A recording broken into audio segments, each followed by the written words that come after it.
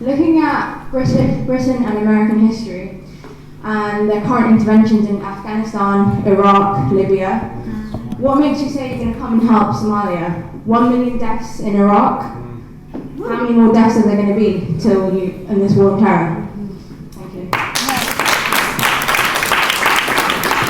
I think we'll give Tom a bit of a break and we'll go to Rachel first on this one and then we'll come. Well, I guess I would say, I would imagine you would perhaps also criticize us if we disengaged from Somalia. No. You would like us out? Okay, I'll take that back. Because honestly, there are a lot of problems in this world, and we're trying to influence them in a positive way, and if you think we should dedicate our resources elsewhere, we can certainly look at that. I'll take that back to my boss, the Assistant Secretary for African Affairs, and I can let him know the Somali diaspora community in the UK thinks we shouldn't be involved anymore.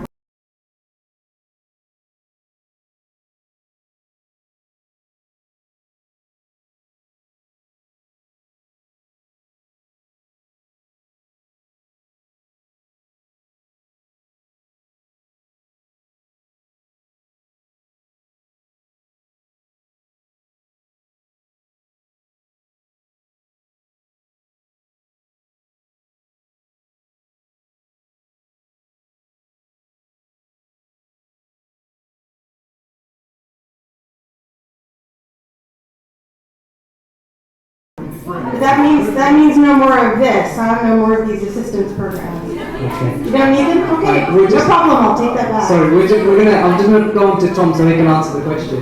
Sorry, in a second. Sorry, sister, please.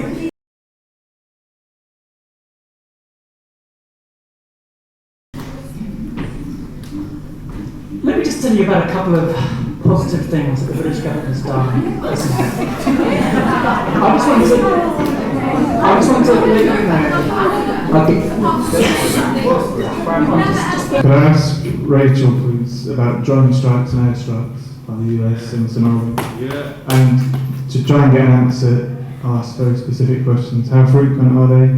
What's the purpose and how many have been killed? Yes, I can answer that one very quickly.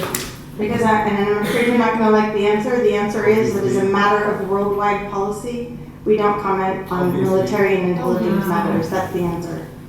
You don't know. They don't know. Okay. Well, they're not going to give you an answer. So let's move on. This meeting today, maybe you could just explain roughly what it was and your reactions. What this meeting here today was for some representatives to come sit on a table and give us 3 hours of what they want to say to us. Yeah, basically. And just pretend later on and say that they consulted us about the community in West London, when that's not the case. So we feel like we didn't benefit from this at all. Yeah, definitely. They just did what they want, like they always do. So we're not involved. They weren't answering the questions, that was the whole point. They were just doing typical what the representatives would do, just try and worm their way out of questions, try and give answers that weren't very clear. It wasn't, I didn't feel we took anything from it, but I thought answering the questions definitely helped show that people know about what's going on and that people aren't stupid or dumb or ignorant. Because there were a few people not from our organisation asking the same questions that we wanted to ask, asking even better questions than us. So I have a lot of respect for that, the people in the crowd and the audience. What's happened here at this event is that when someone asks a question in the audience, the panel take extra time. They take 10 times the time of that question being asked to answer the question and be pointless and waste more time. So that where the 70 people in the audience, they only pretend to answer 10 or 15 questions, thereby eliminating other people's opportunity. So forget that. Besides that, what we benefit from is seeing people's points be heard, people speaking their mind, even if we don't get to answer our questions, coming outside after the event, networking, meeting other people that are like-minded and feeling that other people also agree with you as well. So the benefit about it is, come to these events. Because you find people that are like-minded, you're not alone. Yeah, definitely. Speak your mind. My name is Hamza. You mentioned statistics, and I'm a fan of statistics actually. And earlier you said obviously the majority of the money from the United States goes towards humanitarian aid, whereas on the White House or the government website, it clearly says that $340 million is being funded towards Amazon, whereas only $100 million is given humanitarian aid. So out of the 100% of the money that's going to Somalia, 75% of it is going towards the Amazon troops. So it's not like when you said earlier on that the majority of the money goes towards humanitarian aid. The money that goes to Amazon and to other peacekeeping missions around the world is not development assistance. We don't consider that aid money. It's a different pot of money, comes from a different funding source in our system. Okay, so you're mixing sort of two different things up there, I think. Peacekeeping funds are not humanitarian assistance, they're not development assistance. So you spoke in the event earlier today. What did you think about the way that your question was dealt with? Do you think you got the answers that you wanted? To be honest, I asked questions obviously about statistics and the amount of money that was being sent to Somalia. I was reading it directly off their website on my phone, and they started quoting some other numbers, and I was like, well, this is the information that you're giving to the public on your websites, and obviously either that is wrong, you need to change that, or whatever they were telling me at the time obviously wasn't correct. All in all, a lot of the questions weren't answered. They gave very diplomatic answers, I feel, but it's a start. I think when we do this more often, we can get more questions answered, we can get more people's concerns, and people get a better chance to express themselves, really. I guess there's few things I wanted to say, as the lady kind of said, oh, what do you guys want? What do you need? What does the Somali diaspora want? What does the Somali want? Actually, what I find it quite funny and hilarious in so many ways is, you consulting me about my people, you consulting them. Why don't we change it the other way around? What does the UK want? What does the USA want from Somalia? It's been 20 years. I mean, the war started back in 1990. The government disappeared in 91. You continue to sit and watch and do much nothing. You labelled us. I mean, we bombing each other, Al-Shabaab, but there was Islamic court before that. You didn't get involved. There was safety. There was peace. Constantly, our kids in this country are labelled. They're gang. They're always killing Somalis, underachieving. They're not doing anything much for the country. We don't have many jobs. We are the lowest of the lowest, constantly being told over and over again.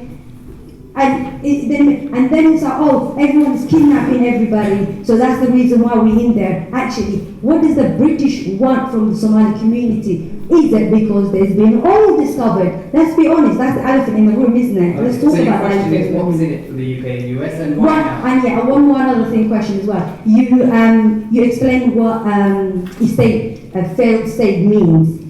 Do you consider Britain's failed state? Because we know all the histories, all this stuff, and we could control our children in the streets. And one more other question that I want to ask. The last one, I promise. The last one.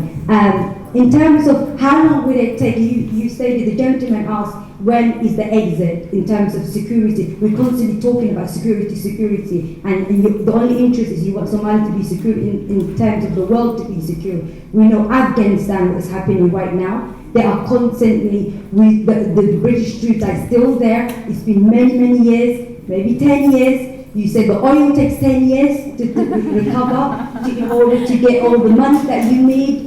And also, I work for an organization and I work with loads of young refugees. And innocent children who are from Afghanistan, Iraq, are imprisoned in this country without a trial and in detention centers. And we know that happens. I definitely felt that people were on our side. I think there were a few people that were not having the same point of view as us, but definitely everyone there, I thought they wanted the best for Somalia, and I think if people understand what the best for a country is, they will start coming to our point of view, definitely. I'll tell you what, in there was a panel of four. When everyone in the audience, 97% of them came out together and they all still stood out here, not going home individually. Everyone is still talking because they're exchanging ideas and they're networking and they're asking about the other angle and they're sharing. So everyone's going to go home benefiting from each other, not from this panel. So this facilitated something indirect that they did not anticipate. They can't imagine the potential that people have. I knew what this meeting was going to be. I know what the British spokespeople of the British government are going to say. I know what they're going to say. I want more people to hear how they sneak out of answers and how they slime their way out of explaining what they're doing in other countries. I have no faith in them. I have no faith in them. And most of the people around the world have no faith in them. We don't represent the Somali community, okay? They did not ask everyone, they did not send letters to everyone's house. It was only a little website where you filled in the form, and the turnout, to be honest, most people were not aware. Even look at the space of the venue. Even look at before the guy started speaking, the UK Foreign Boris officer, whatever it was, he said that there's going to be a conference in a week with I think the Foreign Office or something, and they've already decided on what they're going to do. So how can they have a consultation with the Somalian people, or people that are interested in Somalia, when in a week they've already decided the policies that they're going to implement? That's not right. That's not a consultation. You don't agree before you go to a consultation. You go to the consultation with an open mind, and then you agree based on what the people have given you. These kind of meetings happen so rarely, so rarely that everyone should try and get inside these meetings when they do happen, because this meeting wasn't full, but there was already unrest. If it was packed full of Somalis, it would be much more than this, and that would probably send a bigger signal to them that people here actually care about what these politicians are doing, and they can't get away with it. So basically, no, this is just for them. This is just an exercise, and we should take advantage of that exercise and go in mass to these kind of events. Hands off Somalia, 100%. Check us out on YouTube, definitely. Go on the website, definitely.